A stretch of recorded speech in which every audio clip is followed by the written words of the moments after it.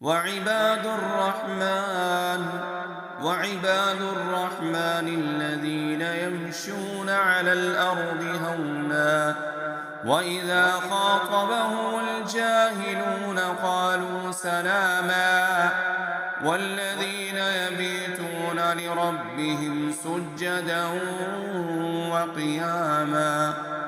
والذين يقولون ربنا اصرف عنا عذاب جهنم إن عذابها كان غراما إنها ساءت مستقرا ومقاما والذين إذا أنفقوا لم يسرفوا ولم يقتروا وكان بين ذلك قواما والذين لا يدعون مع الله إلها آخر ولا يقتلون النفس التي حرم الله إلا بالحق ولا يزنون ومن يفعل ذلك يلقى أثاما يضاعف له العذاب يوم القيامة ويخلد فيه مهانا إلا من تاب وآمن وعمل عملا صالحا فأولئك يبدل الله سيئاتهم حسنات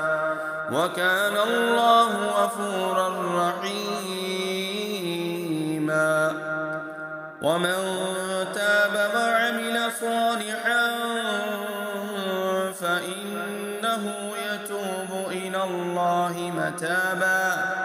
والذين لا يشهدون الزور وإذا مروا باللغو مروا كراما والذين إذا ذكروا بآيات ربهم لم يخروا عليها صما وعميانا والذين يقولون ربنا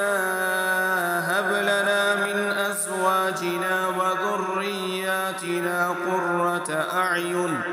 واجعلنا للمتقين إماما أولئك يجزون الغرفة بما صبروا ويلقون فيها تحية وسلاما خالدين فيها حسنت مستقرا ومقاما قل ما يعبأ بكم ربي لولا دعاؤكم